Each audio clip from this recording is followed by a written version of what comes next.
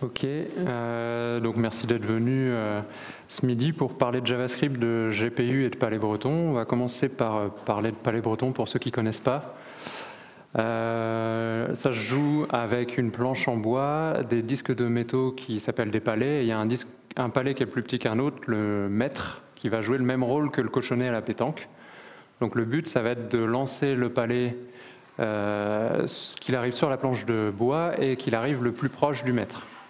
Donc là, on voit que sur cet exemple-là, c'est celui-là qui gagne, ou c'est peut-être celui-là. En fait, on ne sait pas trop. Alors, qu'est-ce qu'on fait dans ces cas-là? On prend une brindille, on essaye de comparer l'écart qu'il y a avec chaque palais pour essayer de trouver le plus proche. Et le résultat, généralement, c'est, voilà, ça crée des embrouilles, on recommence la partie, c'est chiant. Donc je me suis dit, je vais essayer de trouver une appli mobile qui existe déjà et qui prend une photo et qui me dit quel est le palais le plus proche. J'ai cherché, je n'ai pas trouvé de choses qui marchaient vraiment bien, alors je me suis dit je vais en faire une moi-même. Et dans ma tête, analyse d'image, ça voulait dire artillerie lourde. C++, OpenCV, CUDA, SIMD, des trucs assez techniques et ça, clairement, j'avais pas le temps. Donc je me suis dit, je vais prendre un truc que je connais, JavaScript. Et c'est pas vraiment un troll parce qu'en fait, on va y rajouter quelques trucs, notamment le GPU. Le GPU, c'est cool pour faire tout ce qui est calcul parallélisable. Donc on en a entendu parler historiquement dans les jeux vidéo, mais en ce moment, on entend aussi beaucoup parler de ça pour le machine learning, l'intelligence artificielle, le minage de crypto-monnaies, plein de choses comme ça. C'est à la mode, ça marche bien, et nous, on va utiliser les shaders pour attaquer les GPU. Shader. Donc là, je vais essayer de vulgariser un peu comment ça marche.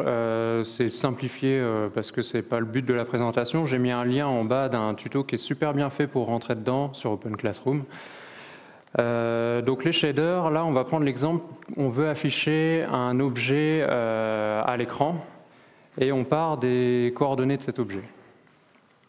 On va les envoyer au GPU et ça va arriver dans un premier shader qui est le vertex shader, qui va prendre ces coordonnées et qui va les transformer en points dans l'espace, et ces points, on va les appeler les vertex, d'où le nom. Une fois, on va prendre ces points et ensuite on va les projeter sur la caméra.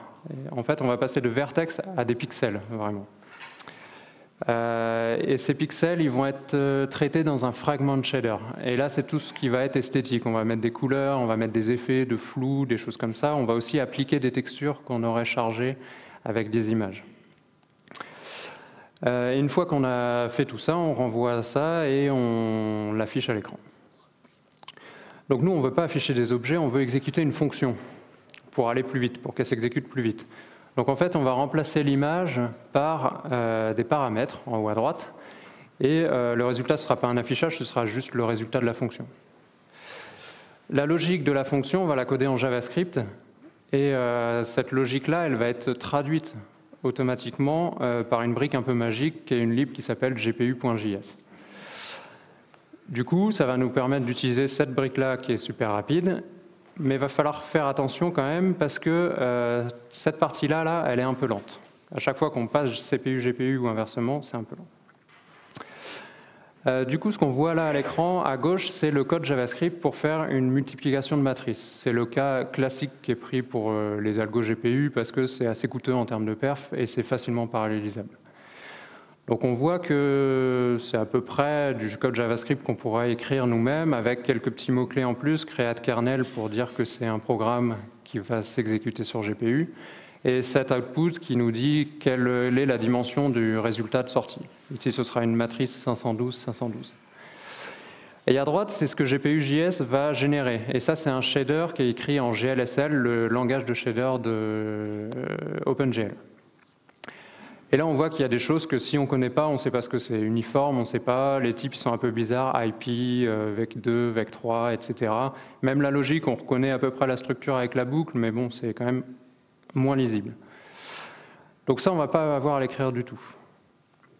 Et pareil, pour appeler le programme, ça va être comme si on appelait une fonction, alors que derrière, lui, il va gérer, comme cette fonction, en fait, ce n'est pas une fonction qui va renvoyer la totalité du résultat.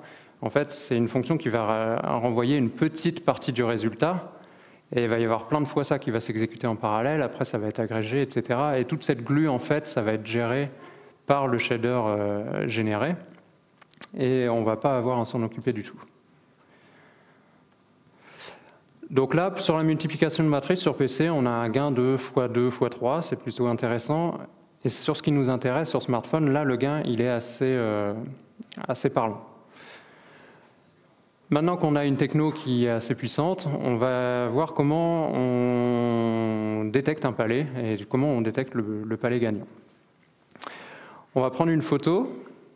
On va détecter des contours par un algo qui est un algo assez connu, l'algo de Sobel. Donc là, on va avoir plus que des pixels noirs et des pixels blancs à l'écran, plus de nuances.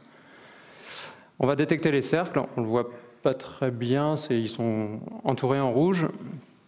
On va trouver le plus petit cercle en jaune et le grand cercle le plus proche du plus petit, et après on va afficher les résultats. Pour ça, maintenant, dans les navigateurs modernes, on met un champ input pour la prise de photo. On met un champ input, on lui met capture caméra, il va automatiquement lancer l'appareil photo du smartphone. La détection de contours Sobel, je ne me suis pas embêté, j'ai trouvé une lib qui était déjà faite. Le plus petit cercle, je prends tous les cercles que j'ai trouvés, je prends celui qui a le rayon le plus petit. Le grand cercle le plus proche du plus petit, je prends les autres et je calcule la distance et je prends le plus proche. Et l'affichage, je mets tout ça dans une balise image. Tout ça, c'est simple. J'ai sauté une étape parce que c'est là que ça se complique. La détection de cercle, comment on fait dans ce que j'ai recherché, au moment où je recherchais, je tombais toujours sur le même algo ou transform. L'intérêt de cet algo-là, c'est d'éviter de parcourir tous les pixels. En fait, quand on a notre résultat après le fil de Sobel, on n'a que des pixels noirs ou blancs, donc là ils sont gris ou bleus. L'idée, ça va être de parcourir que les pixels qui sont ressortis. Donc là, que les pixels bleus. On prend un pixel, et si on cherche un cercle de rayon 3, on ajoute plus 1 à une distance de 3 autour. On fait ça sur tous les pixels, etc., etc.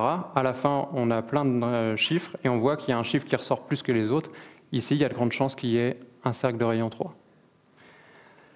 Ça marche bien même sans... Allô, 1, 2. Ça marche bien même sans GPU. Par contre, sur smartphone, c'est pas top. Donc, il faudrait le passer sur GPU. Mais là, en fait, quand on cherche, ça m'a paru assez compliqué à paralléliser. Donc, je me suis dit, bon, finalement, on va y aller en brute force. Le brute force, on va parcourir tous les pixels. Donc là, on prend le pixel, on regarde un rayon de 3 autour et on compte le nombre de pixels bleus qu'il y a. Et ça, c'est le score du pixel. Là, on en a 2. Là, on en a 3. Et ici, on en a 16. Donc c'est aussi simple, sauf que la différence, c'est qu'on a parcouru tous les pixels, alors que tout à l'heure, on n'avait parcouru que les pixels bleus. Premier essai, 7 secondes 80, au lieu de 2 secondes. Là, il y a un truc qui ne va pas. En fait, je vous ai dit que c'était lent.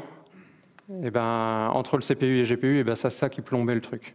En fait, pour chaque rayon, donc si je cherche un cercle de rayon 3, je calcule le score de tous les pixels, j'identifie les cercles potentiels, je merge les résultats avec les résultats du rayon précédent et je recommence pour le rayon d'après. Ce que j'ai fait, c'est que j'ai regroupé le maximum et il y avait donc des étapes qui jouaient sur le même jeu de données, donc ceux-là, on peut les regrouper assez facilement. Et il y a des étapes qui se servent du jeu de données de sortie de l'étape précédente. Et ça, il y a un truc super dans GPU.js qui est Combine Kernel, et ça permet de brancher directement la sortie d'un truc à l'entrée d'un autre sans faire un aller-retour. Et du coup, le résultat sur GPU, c'est 1 seconde 2 au lieu de 2 secondes, sur PC, pardon, donc c'est plutôt pas mal. Et sur smartphone, on descend à peu près à 2 secondes, et ça, c'était bien pour moi. C'est plus efficace que la brindille, ça va plus vite que la brindille en tout cas. Des pistes d'amélioration, maintenant la partie fil de Sobel c'est devenu non négligeable vu que j'ai baissé le reste. Donc pourquoi pas l'optimiser sur GPU. Et il y a un autre truc, c'est qu'aujourd'hui, quand j'exécute l'algo, ça freeze. Parce qu'en fait, ça s'exécute, ça a besoin d'un canvas à l'écran, et l'algo, il s'exécute et il freeze tout tant qu'il n'est pas retourné. Il y a des pistes pour permettre d'avoir des canvas qui ne sont pas forcément affichés à l'écran et qui pourraient permettre de déporter du calcul dans un web worker. Donc, ce qui permettrait de laisser l'interface réactive. En attendant, c'est pas sec du tout, c'est des débuts de choses, donc c'est pas près d'arriver. Voilà, j'ai terminé. Si vous voulez tester l'appli cet été, vous pouvez. À cette adresse-là, c'est une Progressive Web App, donc pas besoin de l'installer via un store. Et si vous avez des questions, des remarques, du feedback, c'est nul, c'est bien, n'hésitez pas à mettre des comments et à m'envoyer des messages sur Twitter. Et voilà.